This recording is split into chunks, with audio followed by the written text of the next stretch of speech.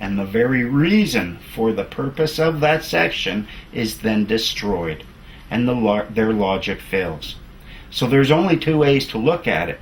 Either only lawyers are affected, either it is A if L and only A if L, but not JJ, or it is A if not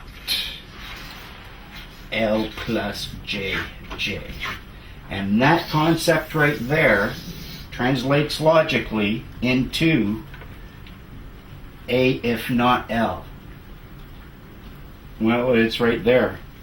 Unless you want judicial justices, some of whom are bound by the Act and some of whom are not bound by the Act, the only proper interpretation is in fact A if L, but not if JJ. And it does not say A if anyone except L plus JJ. And that's the truth the Law Society doesn't want you to know, folks. And the reason is, if you interpret it so that it applies to everyone, then they have a whole lot of power over you. But if it only applies to them, they have very little. And there's only those two interpretations. And one of them results in judicial justices not enjoying the judicial immunity, which was the very reason for the exemption in the first place in the whole section. So my position is that the application of the Act, it states very clearly to whom it does apply, and it also tells you the exemptions against whom it applies. And that is the lawyers. It is applicable to all lawyers unless they happen to be acting as judicial justices. But that does not mean it is applicable to everyone, even those who are not lawyers, because then every judicial justice who has never been a lawyer would be subject to the Act, and the logic, it fails. Comes to a screeching halt. Big failure.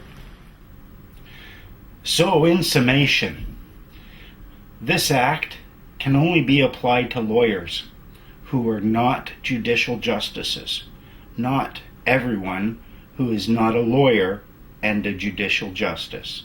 And the reason is, it would be too easy for them to write in that this Act does not apply to a person who is a part-time judicial justice. Then you could argue perhaps that it applied to everyone else. But by the inclusion of both a lawyer and the other, they do then point out that it's only applicable to a lawyer. And supporting that argument is the fact that the other position ends up meaning that there are judicial justices who would be bound by this Act because they weren't both a lawyer and a judicial justice. Either it's only applicable to lawyers unless they are a judicial justice, or it's applicable to everyone unless they're a lawyer and a judicial justice, in which case it is then applicable to a judicial justice who has never been a lawyer. And that means what? You've got some judicial justices against whom they're bound by this, and some who are not.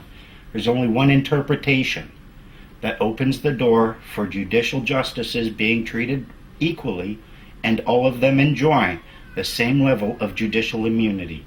And that interpretation is that this Act can only lawfully be applied against lawyers, provided they are not members of, provided they haven't been appointed as a judicial justice. I'd be willing to argue with any lawyer out there concerning this. If they want to argue that we are all, everyone who is not a lawyer is subject to this Act, if there's any lawyer out there, any member of the Law Society who wants to argue that people who are not lawyers are subject to this Act, I'd like to speak with them. Pretty sure they don't want to speak to me, though. I like to hang out sometimes on internet forums and share these concepts that I share. and get the responses from people. There's one forum I've been hanging out at, the JREF forum, I believe it's called, the Randy Foundation. These people consider themselves to be very critical thinkers. They're probably all very highly educated, very intelligent people, and yet when you look at their responses to this, they claim that the free man perspective has been debunked. But when you look at what they consider to be debunking, it seems to be nothing more than a sufficient quantity of ridicule has been heaped upon it. We've called it woo each 25 times, and therefore we've rejected it, and they claim that that is in fact critical thinking. If you go there, some of the people, you'll see some rather funny responses. Their idea of what is and is not the truth is often based upon what the perceived effect would be on their life. And if they don't like the perceived effect, they rule that it can't be the truth merely because it doesn't have a positive effect on them. People who have never read, say, the Income Tax Act will claim that we are wrong for our interpretation of it when we have read it. They honestly claim that if you don't agree or consent to being governed by them, that they have a right to force you to leave Canada because you are not in contract with them. It's kind of funny when you look at some of their responses. One stated that he was disappointed, that he had greater expectations and was disappointed in my response. What's funny about this to me is that here someone is claiming that they are negatively affected by my actions, saying that they're disappointed, but they have previous expectations, and they honestly believe that these expectations create some form of obligation upon me, and that my failure to fulfill the expectations is just reason for his disappointment.